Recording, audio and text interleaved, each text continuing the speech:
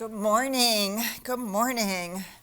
I'm Dr. Petra. Welcome to the Science Mind class. And for those of us who've been hanging out in the Zoom room, we had some smoky jazz this morning. Thanks to Brian Brown picking the DJ and the music. It's a fabulous way to start the morning.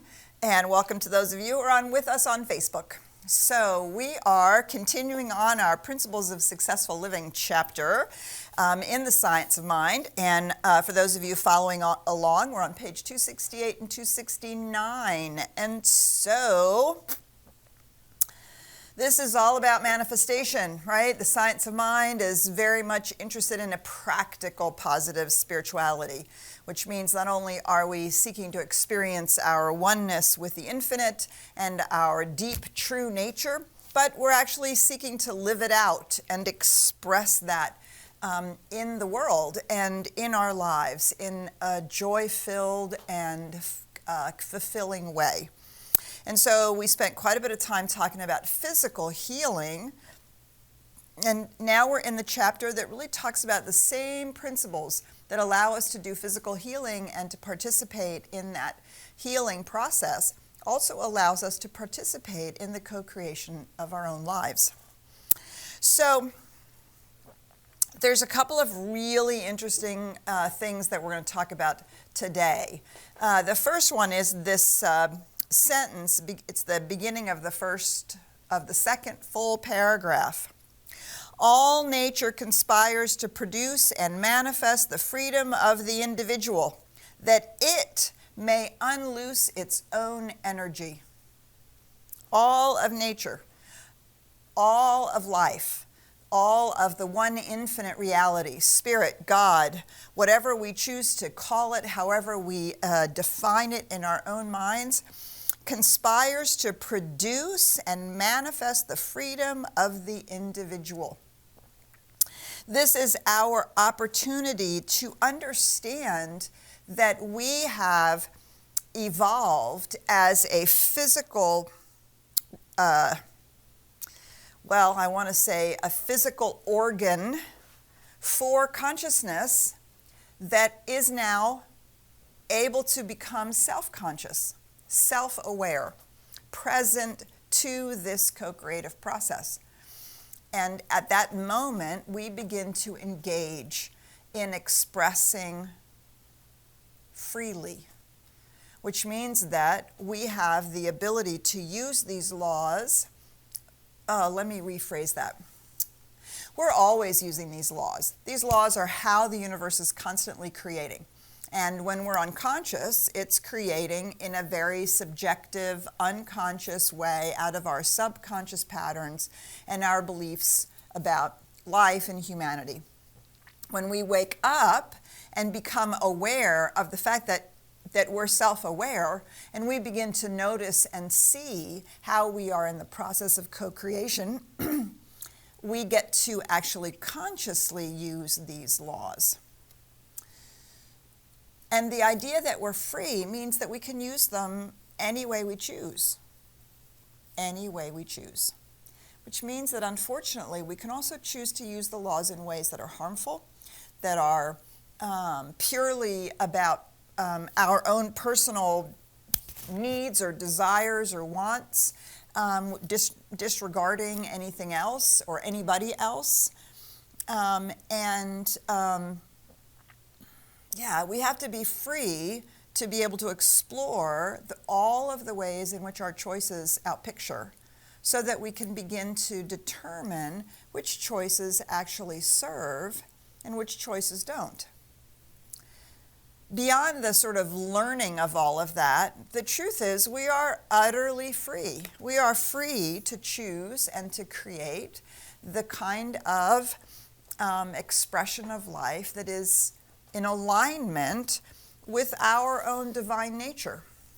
So we are free to be expressing that which is in alignment with our own innate talents, our own innate desires, and rather than feeling like there's something that we're aspiring to fulfill or line up to, right? Which, of course, usually comes from parents or from society or quite frankly, from our own expectation of ourselves. So this idea that we are completely free is really powerful. Actually, it's on the first page of The Science of Mind, the idea that we are free. Now, this chapter goes on to then say, and we talked about this earlier, but this teaching should not be confused with the idea that we can show people how to get what they want regardless. Regardless of what? Well, primarily regardless of the impact that it has, regardless of whether or not it's in alignment with how life is seeking to express as us, how that infinite impulse of love is seeking to become the expression of our own lives. And so, true prayer must be, "Thy will be done." And of course, we hear that in traditional religion, don't we? "Thy will be done." Unfortunately, usually when we hear that, it is a bit of a statement of resignation. "Thy will be done." Well, whatever. And if this is what is meant to be, it's meant to be, I'm meant to be sick, or I'm meant to be unhappy, or I'm meant to have these troubles or difficulties, "Thy will be done," right? The true prayer must be, "Thy will be done." But the implication relative to the will of God in this prayer is not a submission to the inevitability of evil or limitation. It is the knowledge that the will of God is always good. Now, how do we know that what the will of God is? Well, we don't know specifically, but we do know this: the will of God cannot be death. Why? Because if we assume God to be the principle of life, the principle of life cannot produce death without destroying itself. The will of life has only to be life. The will of that which is infinite can never be finite. Everything then should tend to expansion and multiplication in the divine plan.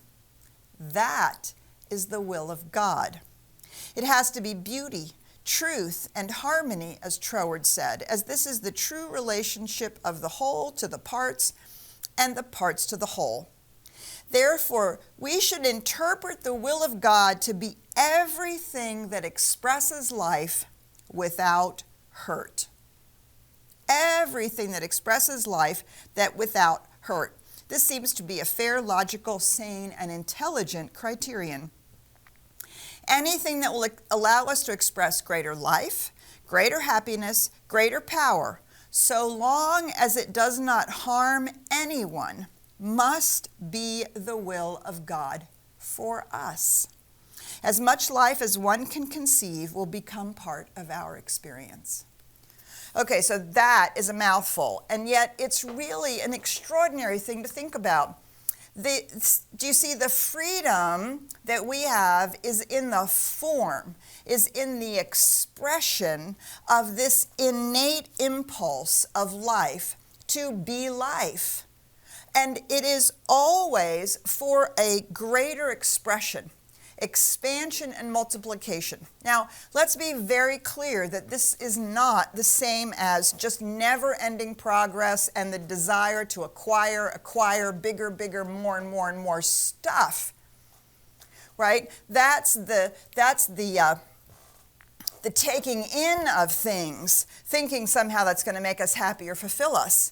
No, it's the expansion of who we are, which means the greater expression of our own innate impulse to be who we are, and then to find the forms and avenues through which that expresses. Now, those forms and avenues can change. They do change. They change over the course of a lifetime. They change as we explore things, and we think, well, that avenue looks great, or I think that might be what I'm going to spend my time on and my energy on, and then we're like, maybe not so much, or maybe we've done it for a while and now we want to change it.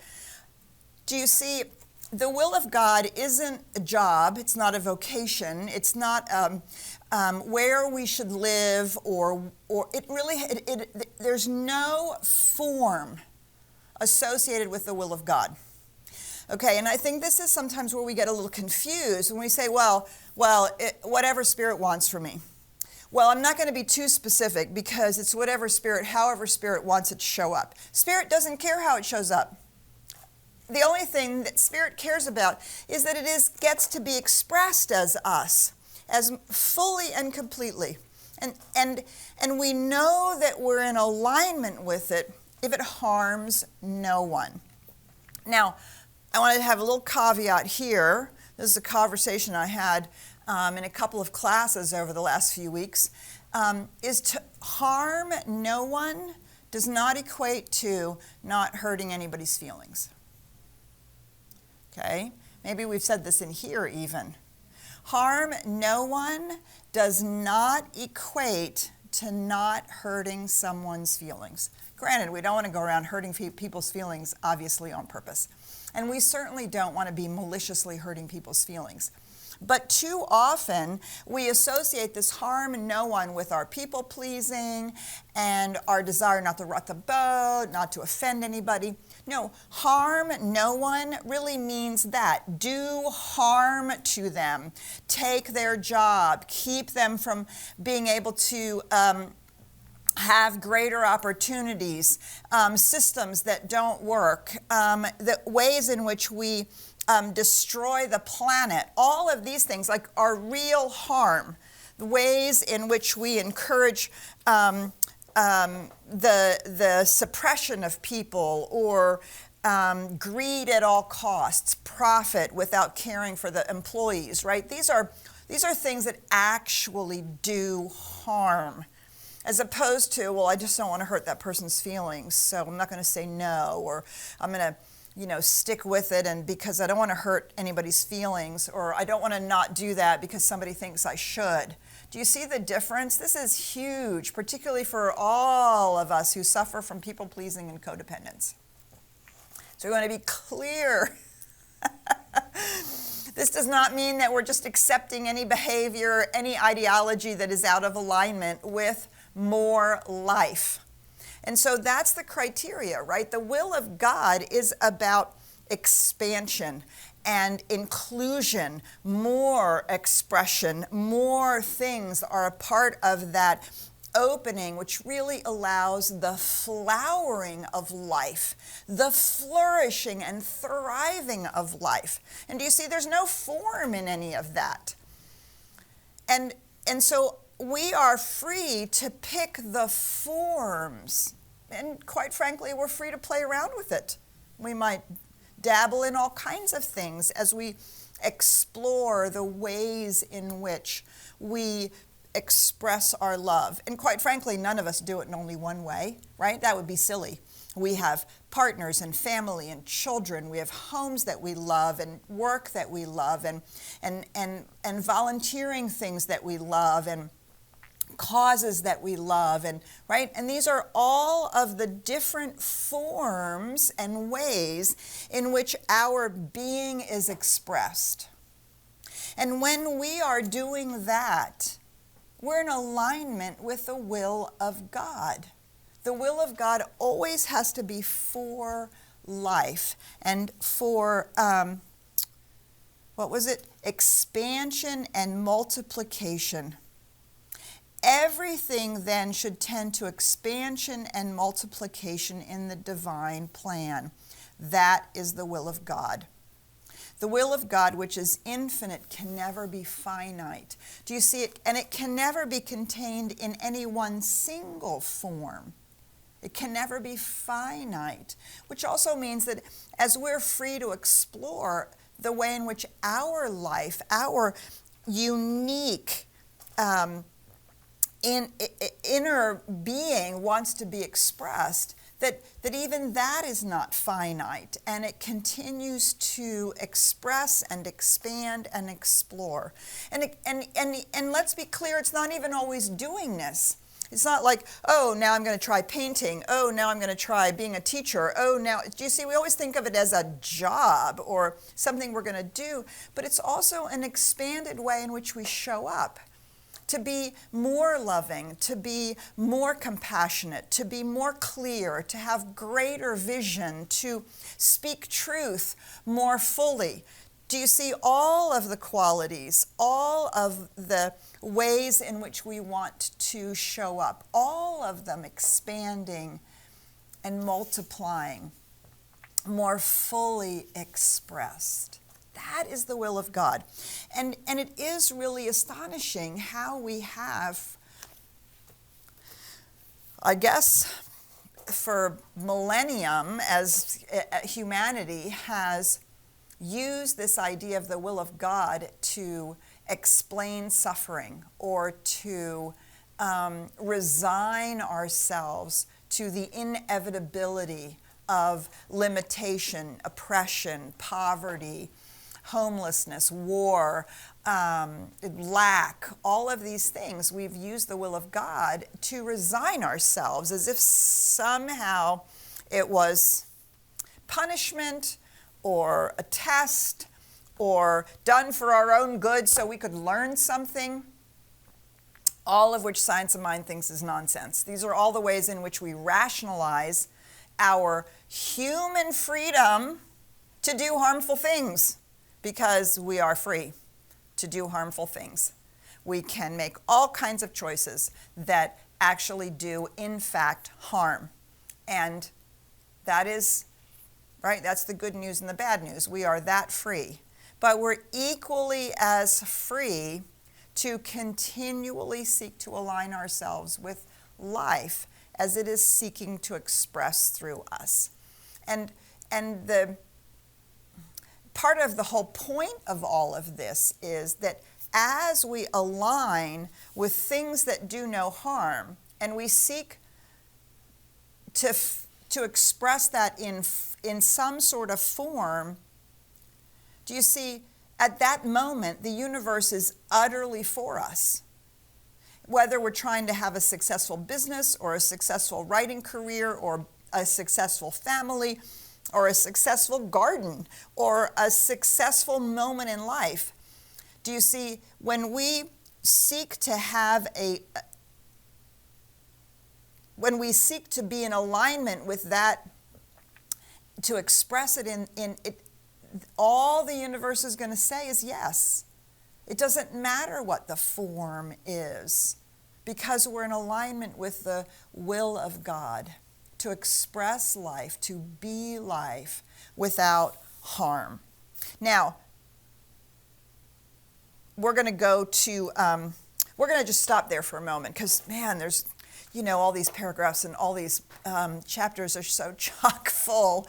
So we're going to stop there, see thoughts you have or questions or comments you have about this idea of freedom, and the idea of the will of God and how we align ourselves, thy will be done. So Ryan, I'm going to turn to you and let you invite people to share and chat and see what's going on out there. All right, and thank you very much, Petra, and welcome to everybody who's joining us here in the Zoom room or on Facebook Live.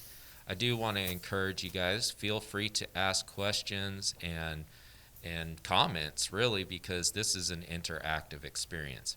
And the way that you can do that is if you're here on the Zoom room, you can go ahead and hit the raise your hand icon, which is located on the bottom of your screen, or you can always text your comments or questions inside of the chat box.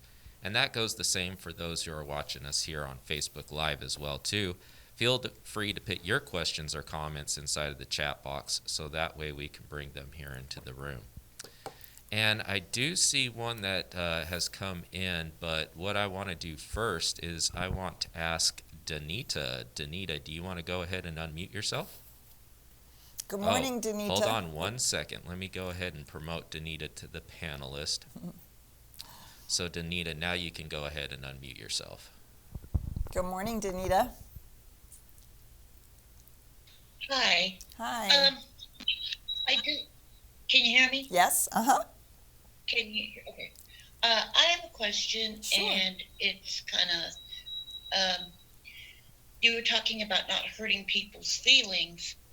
Um, the thing is I'm like I said, I'm new to all this, and the thing is if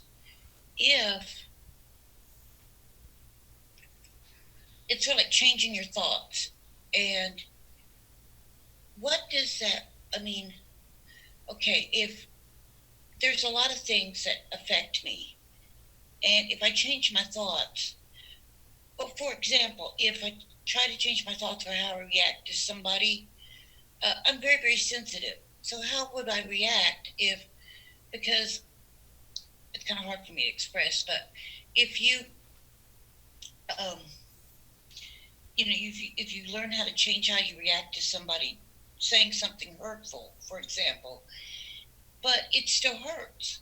So how do I react to, because I'm so sensitive and it's going to hurt, and even though I could be in a place, maybe learn to be in a place where it's okay, but it's still going to hurt. How do I do that?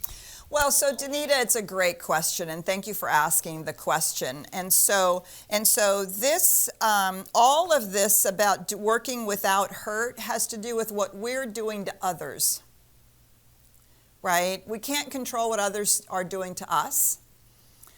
This is all about how we show up in the world.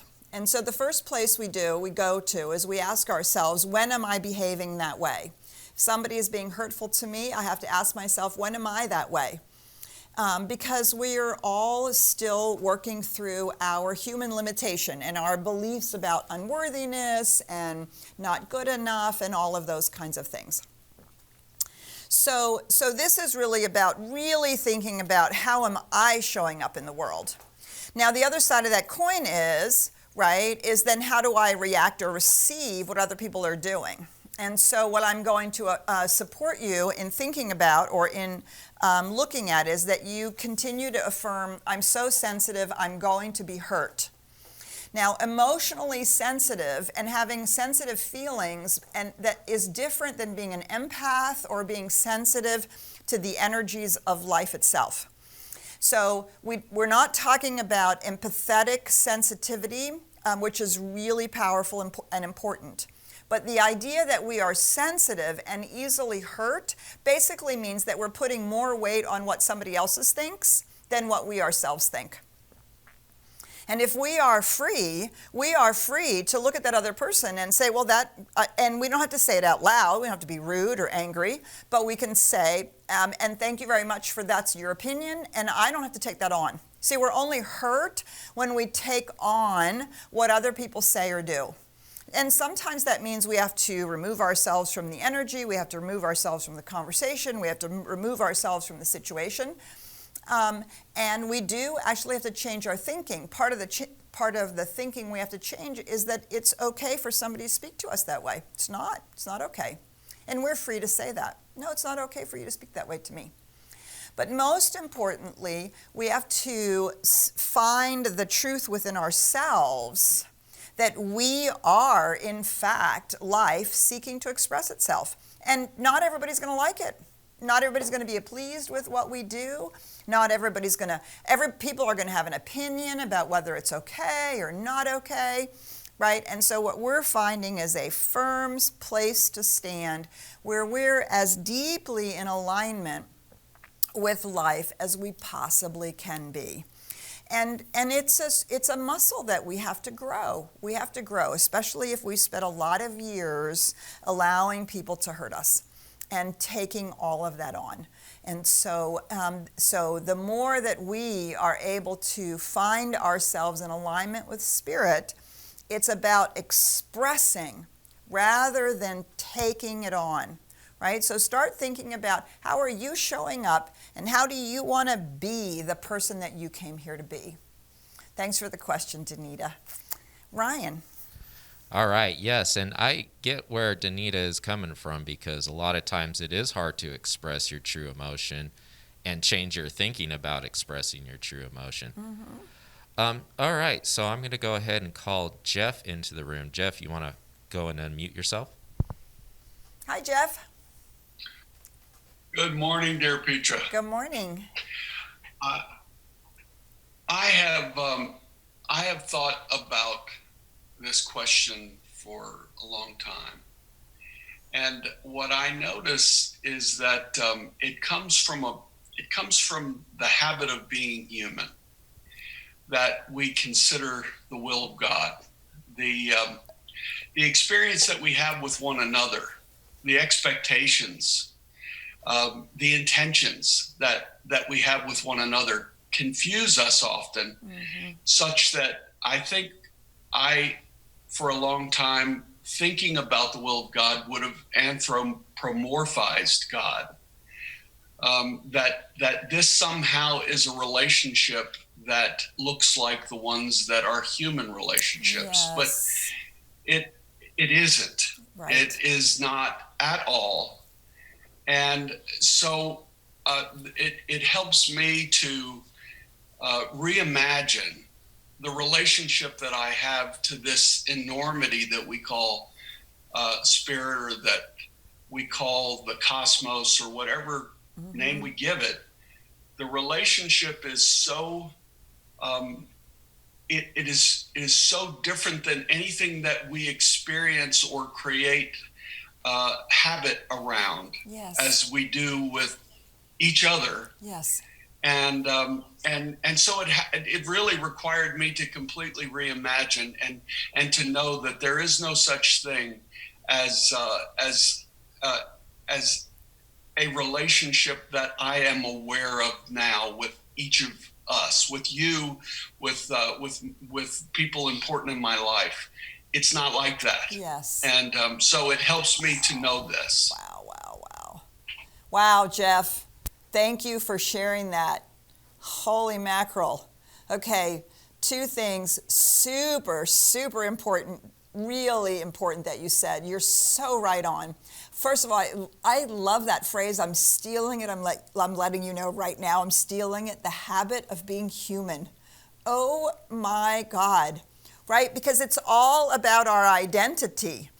Do I identify myself as merely human and somehow God's out there, and so therefore I have a relationship, and the only thing that I can imagine, and this is how we do that, we anthropomorphize God. We basically make God in our image and likeness. And so we assume that it's a super person, a big deity in the sky somewhere, who can be angry and jealous and compassionate and loving, and all of the things that we do, in fact, ascribe to our human relationships. And then we seek to please God, or we feel like, oh my God, we have to do what God says, right? Just like we would do with each other. And you are so right on that the relationship, it's actually an entirely different idea of this one infinite mystery. To stop making it in our image and likeness, but recognize that we're made in its image and likeness. We are the place where the infinite is waking up to itself and getting to consciously explore and express that. So rather than saying we're merely human and God's out there, right? We're actually a God seed, a God particle, made out of the God stuff.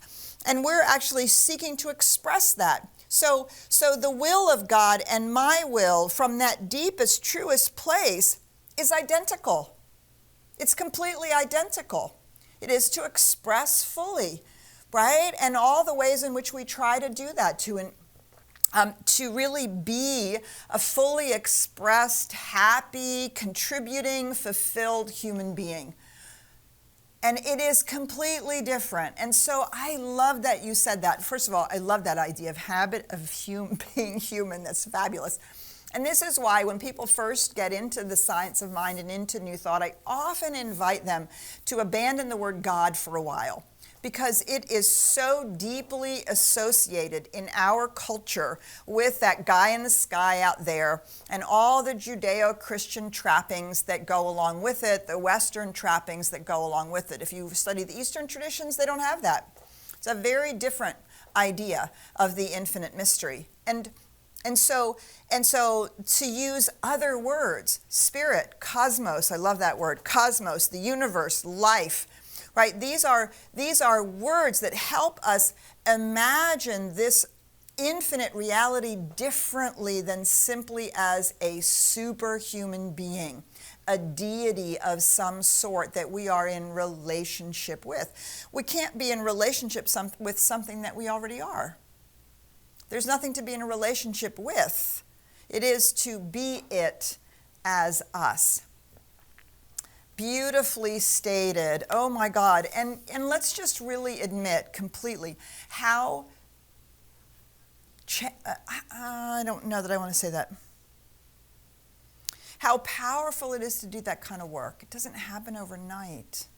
It doesn't. This is why we do spiritual practice and we contemplate things like infinity and universal and the individual and what is that and what does it mean to be made in the image and likeness of this creative process that's happening all the time, right? We have to contemplate these things and work them and work them and work them and work them and let them work us and let them reveal to us, wait, there's a whole nother way of looking at this.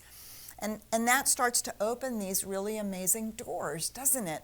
When everything shifts. And it begins with this deep and profound shift of our understanding of the nature of reality, the whole, the one. For those of you who are familiar with spiritual mind treatment, this is why that's the first step of spiritual mind treatment. And then two, who are we? As this one, who are we? If the one is one and it's expressing as us, who are we? And if you're familiar with spiritual mind treatment, that's the second step of our spiritual mind treatment. That's why those two stages of our prayer work are so fundamental and so important, because it's creating that shift in consciousness that Jeff just talked about. And over and over and over and over again, working with that in our spiritual mind treatments and in our spiritual work, right?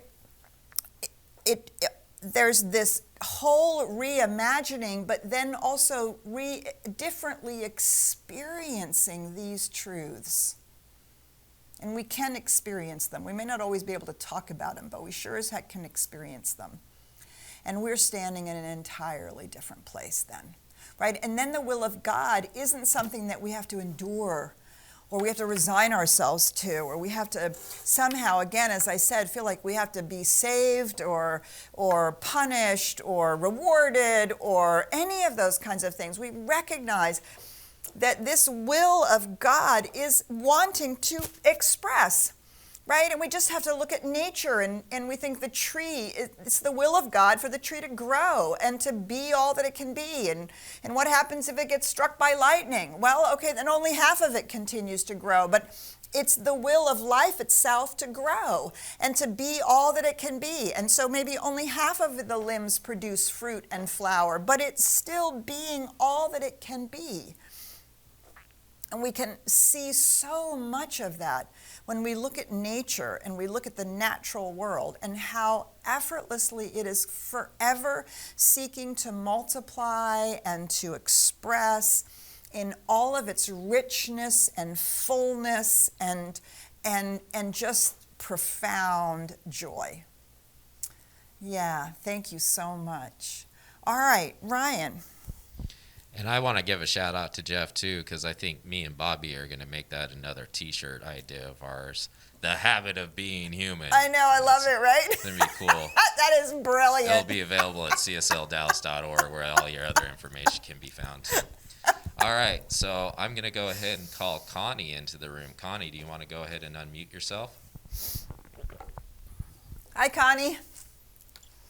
Good morning, Reverend Petra. Good morning, everybody. This is a fabulous conversation, and I'm in the process now of learning and putting into my daily life, not taking things personally, and it's so beautiful. If someone decides to get angry with me and, call me out or something like that, I'm willing to listen, and I will respond if I need to change my ways.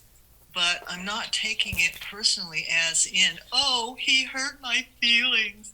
That's a choice that I make, and that's what I'm realizing. If a person speaks gruffly and roughly and in a negative way, I understand that that's how they learn to communicate. Maybe that's how their parents communicated and they learned it from them.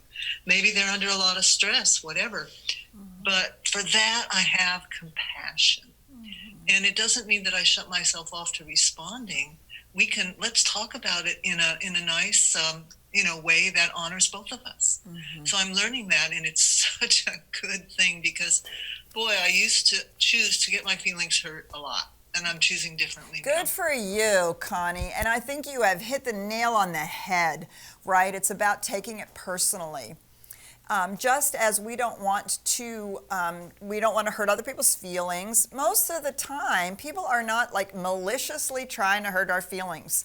They are, in fact, working out of the patterns of their own life. Now, the closer that person is to us, meaning, quite frankly, the more time we have to spend with them, the more we may have to have, Connie, as you said, those conversations and say, hey, I really appreciate it if you would speak to me differently. I'm working on not taking it personally, but when you speak to me in that tone of voice or you use that way of speaking to me, I really don't appreciate it. I seek not to speak that way to you, and I would prefer that you didn't speak that way to me. We do get to say that, especially if it's people that we share a household with or that we spend a lot of time with, right? But all of that it's not in reaction to taking it personally, because the truth is that person's behavior says more about them than it does about us.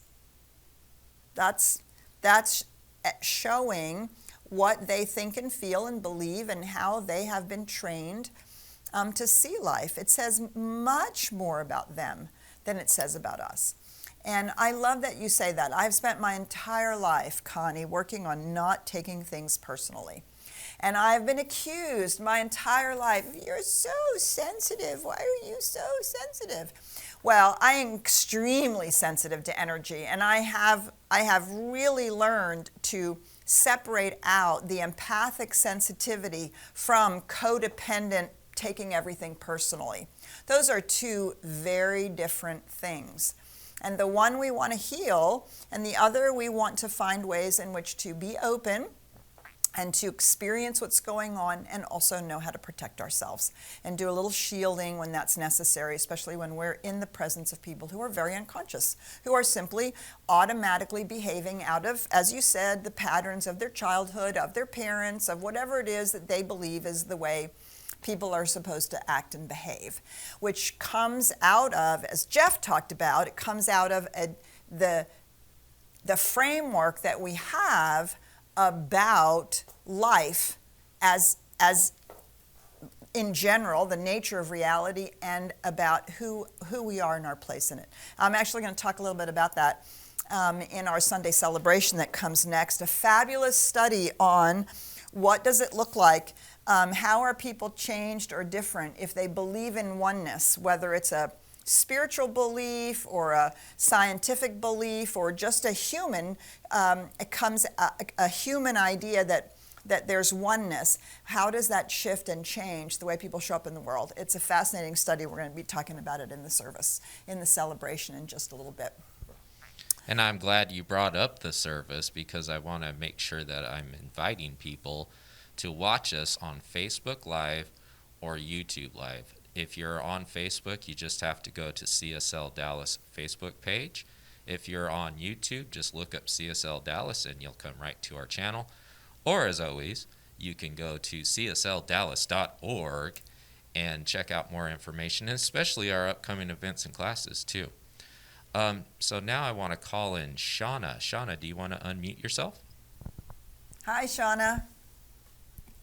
Good morning, Dr. Petra. Good morning. I love, love, love this chapter. It's one of my favorite chapters. And I think the timing is just divine as we, at least for me, as I start my annual habit of planning my year and planting my intentions.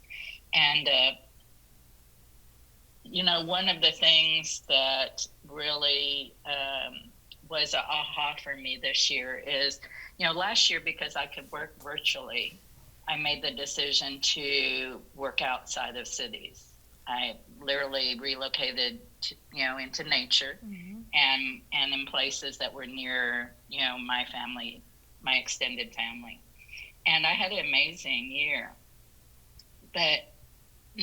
And as I am back in Dallas now and planting my intentions for 2021, I realized that because of the choice I made to leave and live out in nature, which was amazing and deep spiritual growth for me in 2020, that I had some limiting beliefs about what was possible for me to manifest in my life.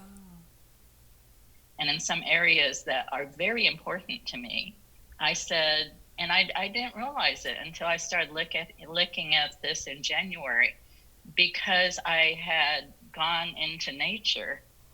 I realized as I look back on 2020 that I said, okay, these following things are not possible to manifest, because I'm out here, basically all by myself, near a family, but really, I had really moved away from, people in a lot of ways, except virtually, that there were some things that could not be manifested in 2020. And I realized, oh my gosh, I still think that if I can't do it, it can't be manifested. Yes. If I think there aren't actions I can do, I limit the divine by saying, well, that can't possibly show up. Yes. And so this chapter has been so amazing to me, because it reminds me, and one of the things that I'm doing in January and I want to do every day of this year, is to always sort of check in. And, this connects to what Jeff was saying. Always check in to where I'm keeping God or the divine small, right? Because these unconscious limiting beliefs occurred out of this knowledge there were things I could not do. Yes. Well, that's not my role in creation anyway, right? Just powerful planting with limitless belief. And so I love this chapter because it's really helped me pay attention to where did I make the divine small in my life last year. And as amazing as my life was last year, I feel like I just can't even imagine what 2020 is going to be like, because I'm paying attention to not limiting myself and not limiting what is possible in the divine creation. Beautiful. And so I just love this chapter, and I love this discussions we're having, and I thank you. Oh, Shauna, thank you so much for sharing that. That is so amazing, right? And the way that we limit the infinite is that we decide, exactly as you said, that somehow the outpicturing that I want can't happen because somehow it's not possible, which means therefore it's outside of the will of God. But if the will of God is always expansion and multiplication, beauty, truth, and harmony, and the expression of itself, anytime that we are saying we want to express life in this way, the will of God is absolutely in alignment with it. And it's the law's job to figure that out. So let's go back on page 268. This law says that whenever and wherever there is an adequate subjective image which does not contradict the nature of the universe, that image will not only tend to take form, but it will take form and will manifest. This law we do not make and we cannot change.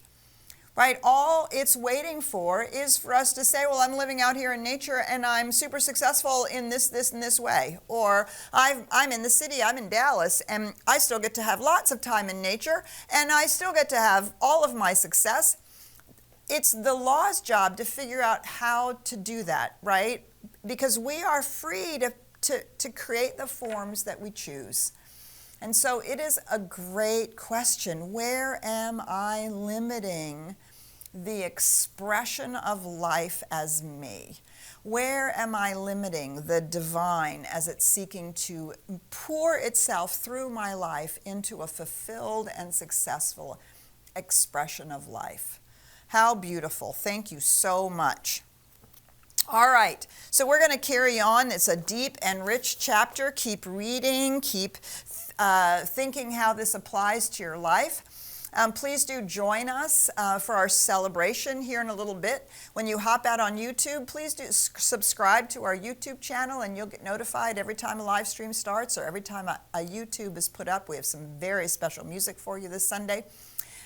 And we will see you soon, either on Wednesday night or in Sunday celebration or Sunday class next week. Have a beautiful week. Bye for now.